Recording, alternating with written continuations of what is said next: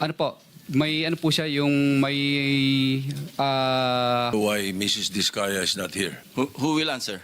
Your Honor, yung misis ko po ay nagpadala po dito ng ano ng excuse letter po na hindi po siya makakarating dahil po sa mga valid reason po. If I may, what is the valid reason?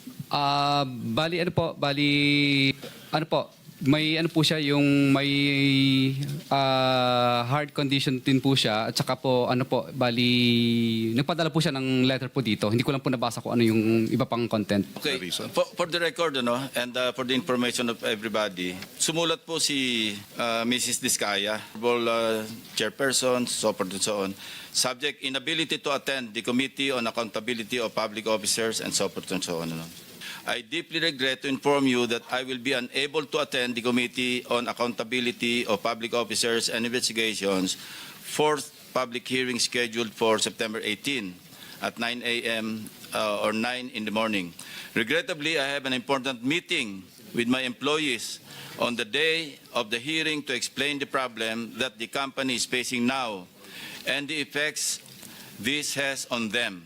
This meeting was already scheduled before I received the Honorable Committee's invitation this late afternoon. And some of my employees will be coming from various places, thus I can no longer cancel the meeting set for tomorrow. As such, I'm sincerely sorry that I will be unable to attend the committee hearing. Very truly yours, signed, Cesara Rowena C. Diskaya.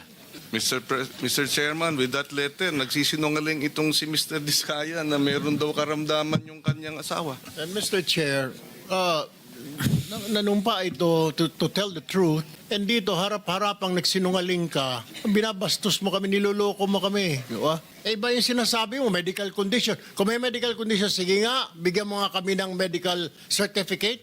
Iba yung sinasabi, mismo na misis mo eh. Di ba kayo nag-usap? Sana nag-usap muna kayong dalawa. Ano bang palusot ang gagawin natin, sweetheart or darling? The chair has already ruled on the motion, so you're hereby cited in contempt of the committee, Mr. Diskaya.